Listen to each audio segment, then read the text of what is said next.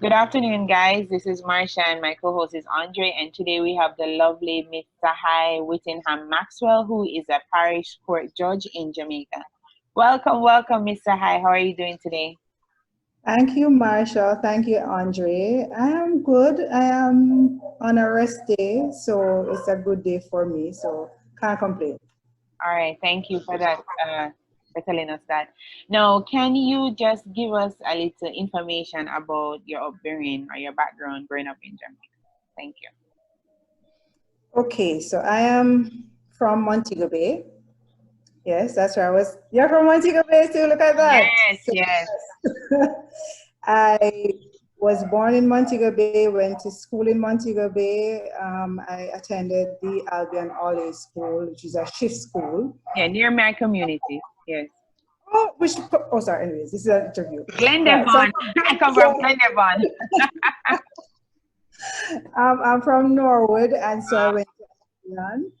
I left from Albion All Age to Montego Bay High School, and from Montego Bay High School to Montego Bay Community College. Thereafter, I worked for a year at the not the family court, at the parish court as an assistant clerk of court. And then I left from there to UWI. I did a first degree in political science and My international major. relations. Okay.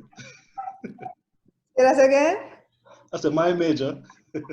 Oh, that's yours. Yeah, we have something in common again. Yeah. So I did my first degree in political science, international relations. Then I started a master's in political theory. Then I transitioned into law. And Okay. from there, I am where I am now as a judge. So I did 9 years as a prosecutor at the DPP's office. I started as a judge in 2017. So this is my third year as a judge. Nice. Nice. So that's my background pretty much. So, what was Sahai like as a child? And did you see being a lawyer or a judge in the rear view mirror of your life? Hell no. So as a child, I saw something recently that said, growing up as a child, I didn't have role models. I had people that I didn't want to be like. Okay. So as a child, I grew up in a family with 6 siblings. 8 of us, initially 2 died, and so I grew up with 6 others, and there was an outside sister, so to speak. So our family, typical poor people. I mean, we're not dirt poor, but we were struggling poor. My mother is a craft vendor, still is. Father was I don't even know what daddy was, a jack of all trades. He was a farmer. I know what that is. Yeah, at one point he was a farmer. At one point, I think the longest or the most steady job he held was a taxi driver. So at the point he would drive regular taxi, and then he transitioned to driving tourists and doing tour guides. Not officially, he had a job that him just painting red, green, and gold. He knows that tourists love to see red, green, and gold. So he used to use it and all over them and just to earn. So as I said, my mother's a craft vendor. She used to be, we used to eat from day to day. Like, she sell today for you to go to school tomorrow. Exactly. Yep. That was the nature of our lives growing up. We didn't know any stability in terms of 1 week stock of grocery in the house. No. Every evening you're coming in from the shop, from the craft shop, you buy a bread. Every evening you buy 3 egg or 6 egg.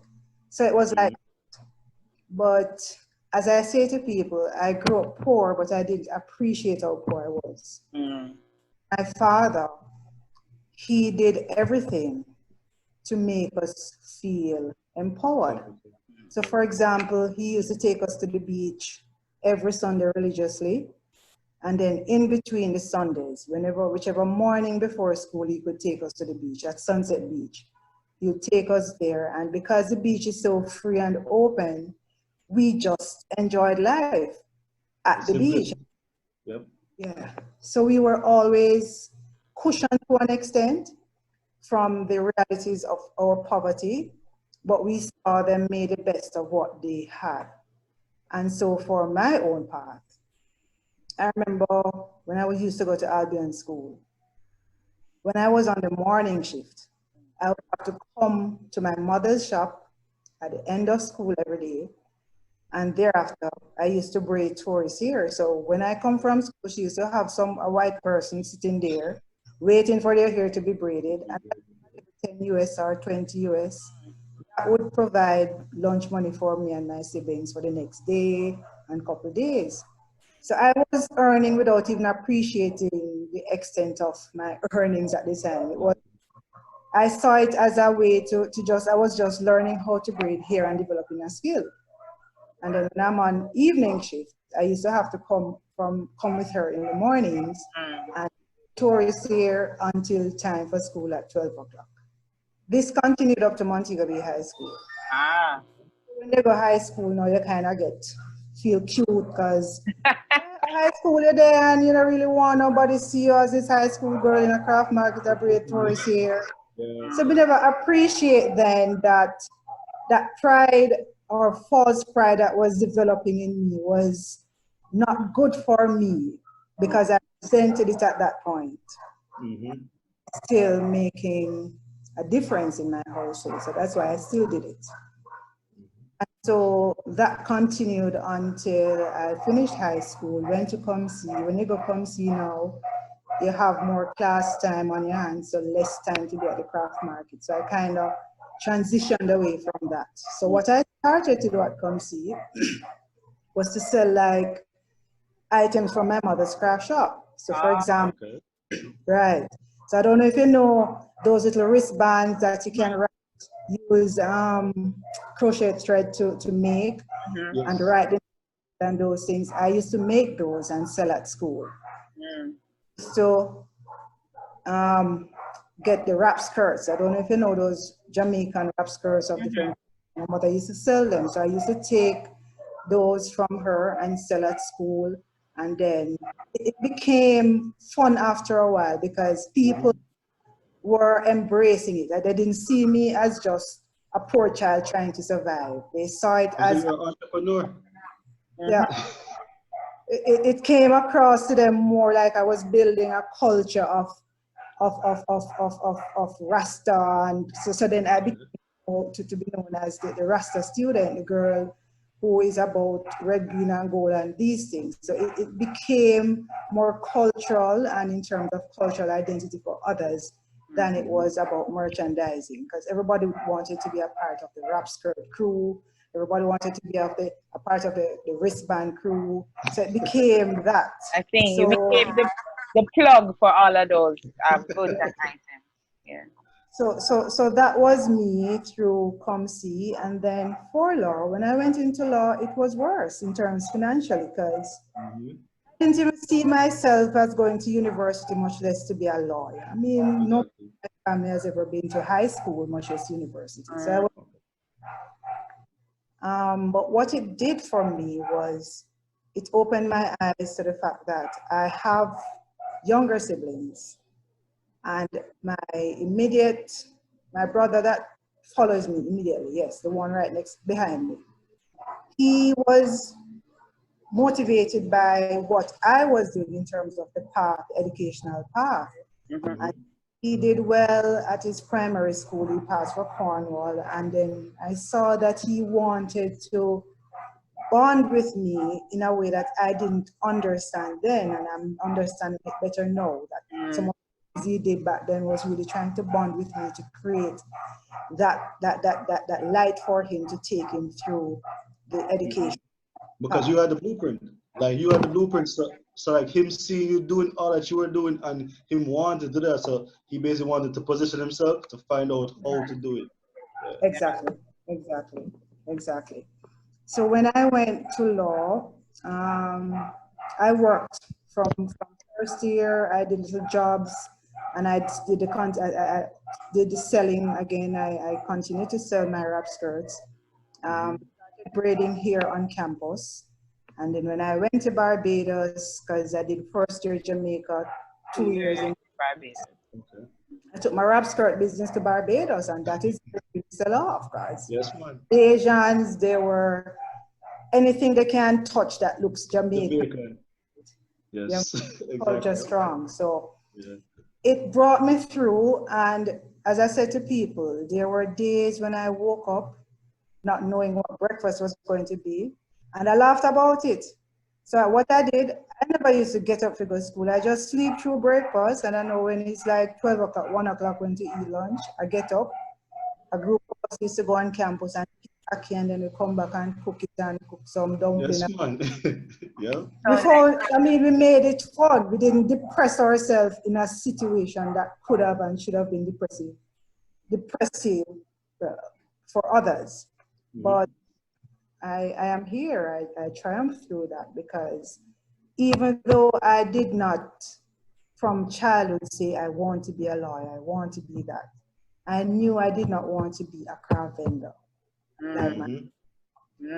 I did not want to be what my other two older sisters were, which was they didn't have a profession. They were just following the path of my mother. So in school, everybody come to the craft market and try to get a shop at the craft market, and that was the reality. I mean, that's not what you wanted for yourself. Exactly. So I just knew what I didn't want it. So I said, I want education, and wherever that takes me, then that's where I'm going to stop. And I remember when I finished high school, my father said to me that I have enough knowledge now. Me have more knowledge than him. Go work. Yeah. Yes, I know. Exactly. Not my parents, but my other relatives were telling my parents to let us go and work now because they spend enough money. And my parents were like, no, you're doing further education. So me and my sister, both of us, we got our degrees immediately after leaving high school. Come see one. And my sisters, one sister is in university now, one is in high school. So my parents kind of like, we're not like those kind of parents, even though we were in the ghetto person. Okay, excellent, excellent. So that was pretty much my path. So the brother I told you about, he finished university, has a nice job at a ministry. But I mean, if not for the foundation that I started, and even when we talk now, mommy will say, boy, are you a mother, because you never know nothing about him in school. So, but one thing with my mother, she always supported however far I want to go to study. My father fell out because he wanted me to work. So at that point, I got closer to my mother because I was always close to my father. But at the point when I left high school and he said, go work, that was when we fell out. And the relationship didn't quite repair up to the time of his passing, but I got over it to an extent because he eventually, start brag about his daughter who a lawyer. Yeah. So he did come back around when him said his education thing was yeah. Exactly. So as I said, my mother always supported it because she said she wants us to get what she didn't get. And her story, as I tell people, my story is nothing compared to my mother's story because she was taken to the market by her father, like the regular market, and like goods, So she was always being sold to a different family because each time he sold her, she would run away and come back home, find home. Yeah. And this he continued to do until she just eventually stopped running to go back home and run away on her own, and then that's life for her. So she didn't go to school. She didn't go to school at all. It was in her adult age that we, her children, taught her to read. And now I see my mother, they send WhatsApp and they on Facebook. Brain young and active. Young and active. So it's a story of triumph, I'd say. I still continue to deal with a lot of the emotional baggage that my family had back then because